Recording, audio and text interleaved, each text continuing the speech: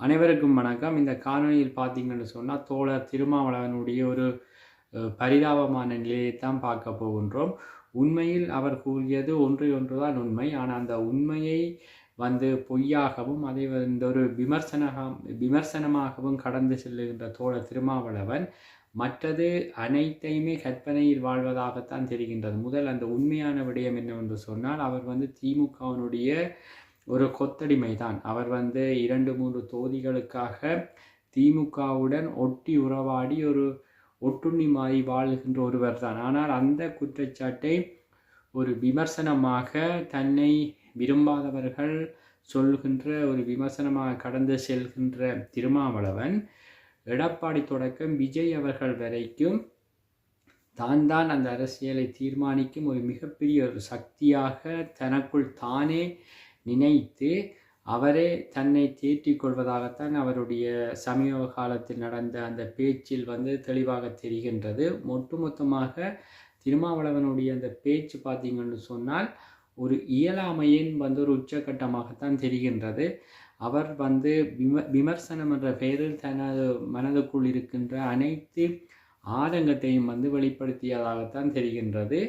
அத்துடன் அவர் இப்படிப்பட்ட விமர்சனங்களை தாண்டி மிக முக்கியமாக ஒரு கேலிக்கு உள்ளாகிய விடயம் என்னவென்று சொன்னால் திராவிடத்தை காக்கின்ற ஒரு காவலாளியாக தான் இருக்கின்றவரை திராவிடத்தை யாராலும் அழிக்க முடியாது, ஒரு எல்லை சாமி மாதிரி தான் நின்று திராவிடத்தை காப்பேன், திராவிடத்தை எவராலும் அழிக்க முடியாது என்று சொல்லி அவர் கூறிய ஒரு வார்த்தை முதல் தான் திராவிடத்தின் கொத்தடிமை இல்லை என கூறிவிட்டு பேர்ந்து சிறிது நேரத்திலேயே நான் இருக்கின்றவரை திராவிடத்தை காப்பேன் என்று கூறுவது எவ்வளவு ஒரு நகைப்புக்குரிய விடயம்.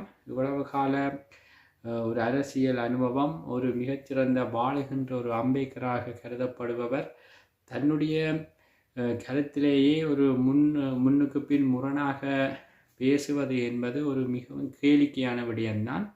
அவர் இந்த கற்பனை உலகத்தில் இருந்து வெளியில் தங்களுக்குரிய, அதாவது விடுதலை சிறுத்தைகளுடைய உண்மையான பலத்தை அவர்கள் தனித்து நின்று ஒரு தொகுதியில் வெற்றி பெற்றால் கூடி அது மிகப்பெரிய வெற்றியை தவிர 2 தொகுதியில் இத்தனை வருடத்துக்கு பிறகு ஒட்டுமொத்த கட்சிகளும் இணைந்து பெற்ற ஒரு வெற்றியை ஒரு பெருமையாக கூறுவதும், அதை கூறுகின்ற அந்த இடத்தில் அந்த வெற்றிக்கு முழுக்க காரணம் இந்த திமுக தான் என்று கூறுவதும், அது ஒரு தமிழர்களின் ஒரு ஆதிக்குடியாக இருக்கின்ற ஒரு குடியின் தலைவராக விளங்குகின்றவருக்கு ஒரு கேவலமான விடயம்தான்.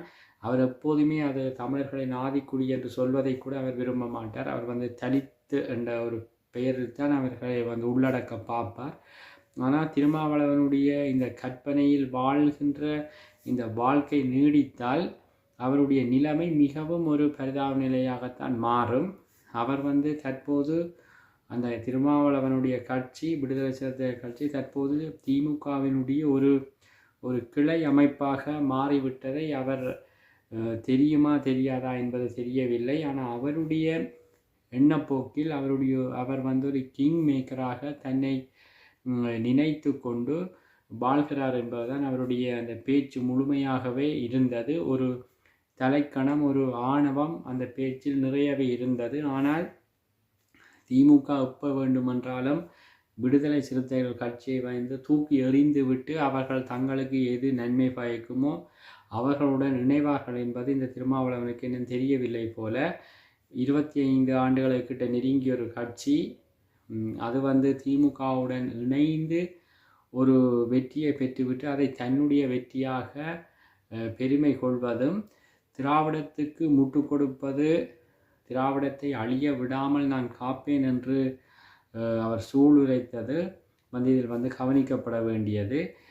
பெரியாரை தன்னுடைய கொள்கை தலைவராக ஏற்றுக்கொண்ட, வழிகாட்டியாக ஏற்றுக்கொண்ட விஜயுடன் முரண்பட்ட நாம் தமிழர் கட்சியினுடைய சீமான் அவர்கள் திராவிடத்தின் ஒரு காப்பரனாக நான் இருப்பேன் என்று சொல்ல திருமாவளவனை எப்பொழுது எதிர்ப்பார் அல்லது வெளிப்படையாக பேசுவார் என்ற எதிர்பார்ப்பு தற்போது ஒட்டுமொத்த தமிழ் தேசியவாதிகளிடமும் எழும்பியுள்ளது.